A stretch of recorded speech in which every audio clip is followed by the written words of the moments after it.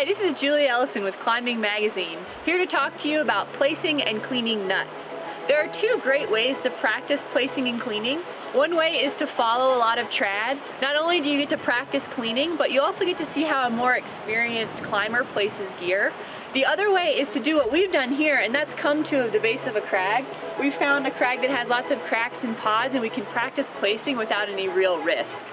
Nuts are known as passive protection because they have no moving parts. It basically works by geometry. The shape of the nut wedges into a crack. When I was learning to place gear, I learned the mnemonic Running Dogs Chase Squirrels, RDCS. And each of those letters stands for something to remember when you're placing gear. The R stands for rock quality. You want to check and make sure that the rock is really solid, that there are no loose flakes or blocks that could pull off easily if you were to fall. The D stands for direction of pull. So when we place gear, we want to place it so that it's in the direction of a fall if you were to fall, which is going to be mostly down and slightly out. The C stands for constriction. Especially with nuts, you want to find a nice constriction that the nut will wedge into, and the constriction actually will hold it in place. The S stands for surface contact. We want to have as much as possible, so here you can see that it's fully touching on both sides. So let's go over that. If I were to place a piece of gear, I've climbed up to my crack, so I'm going to place a nut.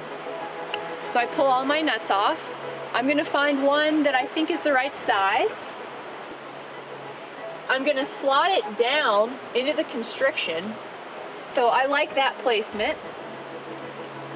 So I'm going to take it off. And then what you want to do is you want to set the nut. And to do that, you want to give it a nice sharp tug. So let's review RDCS. We know the rock quality is good. The direction of pull, mostly down, slightly out. Constriction is really solid. It's being held in place by that narrow area. And surface contact is good. It's being touched on both sides. So that's a really good placement. So now we're going to go over cleaning a nut. The biggest thing to do when you're cleaning nuts is to pay attention to how it went in and try and remove it the same way. So most of the time with nuts, we're slotting them downwards, so they're going to need an upward force to get them out of the crack. Sometimes you can get a nut out with just a simple upward tug. And other times, when nuts are really stuck or maybe they've caught a fall, we need to use a nut tool. It's really simple. It's pretty much the same thing. You want to create an upward force that'll push the nut out of its spot. So what you want to do is take the little end here and just give it a few taps and it comes right out.